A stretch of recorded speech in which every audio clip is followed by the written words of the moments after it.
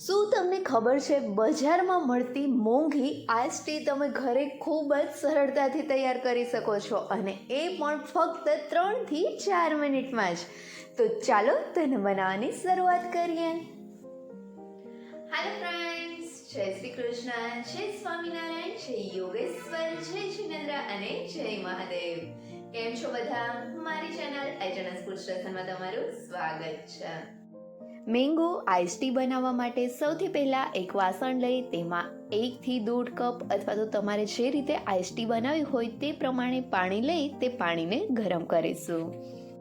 પાણી બરાબર રીતે ગરમ થઈ જાય એટલે તેમાં 1 ચમચી અથવા તો જે રીતે આઈસ ટી સ્ટ્રોંગ કરવી હોય તે પ્રમાણે ચાની ભૂકી ઉમેરીશું. તેની સાથે જ તમારા ચોઈસનું સ્વીટનર અથવા તો ખાંડ અને થોડા ફુદીનાના પાન ઉમેરી બધી જ વસ્તુને સરસથી મિક્સ કરી લઈ આ બ્લેક ટીને આપણે 1.5 થી 2 મિનિટ માટે ઉકાળીશું. આપણે જ્યારે ચાને ઉકાળતા હોઈએ ને ત્યારે જ તેમાં થોડા તમે પાકી કેરીના ટુકડા પણ ઉમેરી શકો છો, જેથી ફુદીનાના પાન અને કેરીનો ફ્લેવર મસ્ત ચામાં એબ્ઝોર્બ થઈ જાય. અહીંયા આપણે જે આ બ્લેક ટી બનાવીએ છીએ તેને થોડી સ્ટ્રોંગ જ રાખીશું, કેમ કે તે હજી ડાયલ્યુટ થશે. અને હવે અહીંયા જોઈ શકાય છે કે 2 મિનિટ જેવું ચાને ઉકાળ્યા પછી તેનો મસ્ત કલર આવી ગયો છે અને ફુદીનાની મસ્ત સુગંધ પણ આવે છે. તો હવે ગેસની ફ્લેમ બંધ કરી દઈ ચાને આપણે ગાળી લેશું.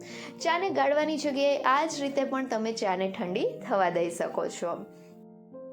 હવે આ તૈયાર કરેલી બ્લેક ટીને સાઈડમાં રાખીશું અને પાકી કેરી લઈ તેના નાના ટુકડા કરી સર્વિંગ ગ્લાસમાં લઈ લઈશું. અહીંયા અડધીથી પોણી કેરીના આપણે નાના ટુકડા કરીને લઈશું. કેરીના ટુકડા લેવાની જગ્યાએ તમે કેરીનો પલ્પ પણ લઈ શકો છો. અને ત્યાર પછી તેની સાથે જ 3 થી 4 ફુદીનાના પાન, થોડું એવું મીઠું, થોડો એવો સંચળ પાવડર અને થોડા લીંબુનો રસ ઉમેરીશું. અને ત્યાર પછી મડલરની મદદથી આ બધી જ વસ્તુને મડલ કરીને તેને મેશ કરી લેશું.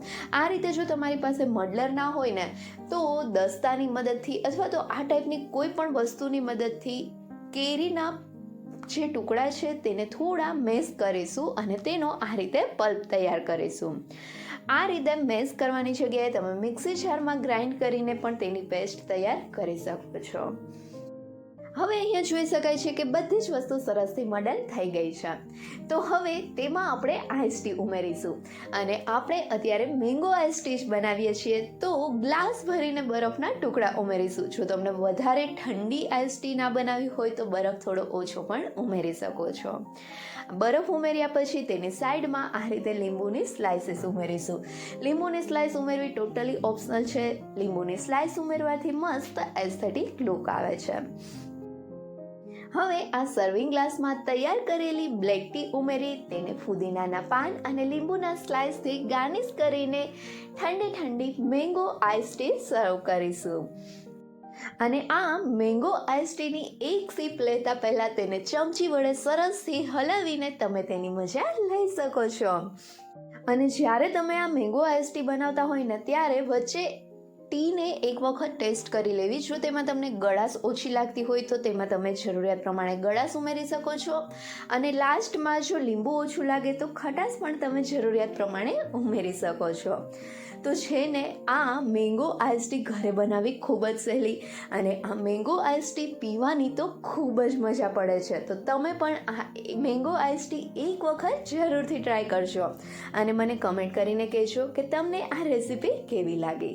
જો રેસીપી ગમી હોય તો વિડીયોને લાઈક કરજો અને તમારા ફ્રેન્ડ સાથે શેર પણ કરજો. અને હા, મારી ચેનલને સબસ્ક્રાઈબ કરવાનું ભૂલતા નહીં. Thank you so much.